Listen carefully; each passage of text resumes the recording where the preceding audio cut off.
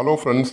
ரோஹித் சர்மா செஞ்சது அப்படிங்கிறது வந்து ஒரு முட்டாள்தனம். ஃபார்மில் இருக்க என்ன வந்து வெளில உட்கார வச்சுட்டு ஃபார்ம் அவுட்டில் இருக்க பிளேயர்ஸ் எல்லாம் வச்சு ஆடினா இந்த மாதிரி தான் வந்து நடக்கும் அப்படிங்கிற மாதிரி வந்து சுமன் கில் அவருடைய அதிருப்தியை வந்து வெளிப்படுத்தியிருக்காரு.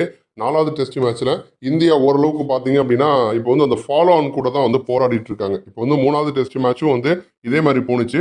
பட் அந்த டெஸ்ட்டில் பார்த்தீங்கன்னா மழை வந்து குறுக்கிட்டுச்சு. அந்த மாதிரி ஒரு சூழலில் வந்து நம்ம வந்து ஃபாலோ ஆனை தவிர்ப்போமா மாட்டோமா அப்படிங்கிற மாதிரி நிலமை வந்து இருந்துச்சு. அப்போ தான் வந்து ஆகாஷ் தீப் பார்த்தீங்கன்னா நம்ம இந்திய அணியை வந்து காப்பாற்றிருப்பார். கடைசி நேரத்தில் வந்து அவருடைய பேட்லேருந்து இந்த மாதிரி ஒரு பர்ஃபார்மன்ஸை யாருமே எக்ஸ்பெக்ட் பண்ணலை. பட் வந்து ஓரளவுக்கு வந்து பெட்டராக ஆடி ஃபாலோ ஆனை தவிர்த்து அதுக்கப்புறம் மேட்ச் வந்து ட்ராவில் முடிஞ்சுது.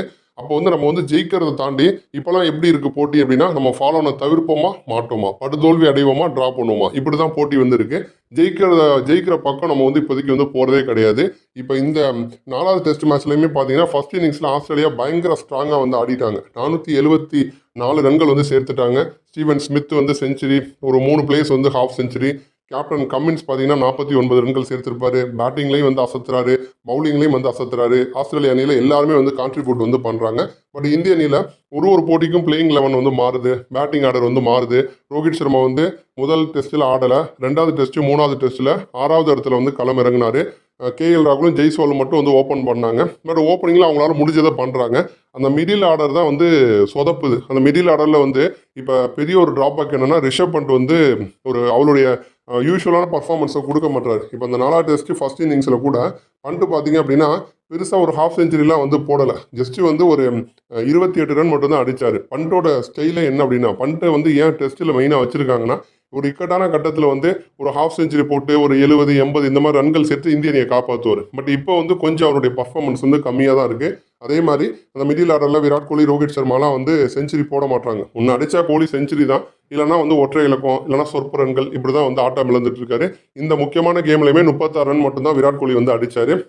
இன்னொரு புறம் வந்து நிதிஷ் ரெட்டி ஹாஃப் செஞ்சுரி போட்டிருக்காரு, ஜெய்ஸ்வால் வந்து ஹாஃப் செஞ்சுரி போட்டிருக்காரு. ஸோ சீனியர்கள் அப்படிங்கிறதையும் தாண்டி யங் பிளேயர்கள் பார்த்தீங்கன்னா இப்போ வந்து நல்லா பர்ஃபார்ம் பண்ண ஆரம்பிச்சுட்டாங்க.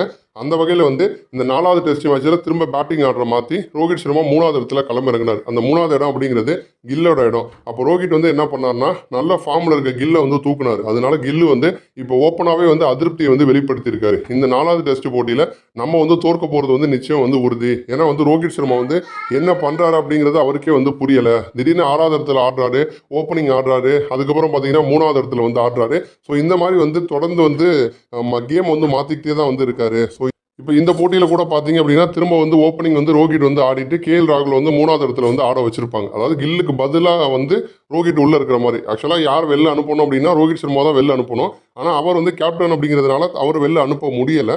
3வது இடத்துல இருந்த கில்லை வந்து தூக்கிட்டாங்க. அந்த இடத்துல ராகுலையும் ஓப்பனிங் வந்து ரோஹிட்டும் வந்து ஆடுற மாதிரி வந்து பிளேயிங் 11 வந்து செட் பண்ணிட்டாங்க. அப்போ வந்து அந்த ரோஹித் சர்மா 6வது இடத்துல ஆடினாலும் ஃபார்ம் அவுட்டில் இருக்காரு, டாப் ஆர்டரில் ஓப்பனிங் ஆடினாலும் அந்த டாப் ஆர்டரில் ஆடினாலும் ஃபார்ம் அவுட்டில் வந்து இருக்காரு. அப்போ வந்து ரொம்ப குழப்பமான ஒரு சூழலில் வந்து இருக்காரு ரோஹித் சர்மா. அதனால ஃபார்மில் இருக்க என்ன உட்கார வச்சுட்டு இவர் போயிட்டு வந்து ஆடுறாரு. என்ன கேட்டிருந்தீங்கன்னா ரோஹித் வந்து வெளில உட்காந்துட்டு பும்ரா கேப்டன்சியில் நம்ம ஆடி இருந்தோம்னா ஈஸியாக ஜெயிச்சிருந்துருக்கலாம். ஸோ ரோஹித் பண்ணதான் தப்பு அப்படிங்கிற மாதிரி சுமன் கில் பார்த்தீங்கன்னா வெளிப்படையாகவே வந்து அதிருப்தியை வந்து வெளிப்படுத்தியிருக்காரு. நன்றி.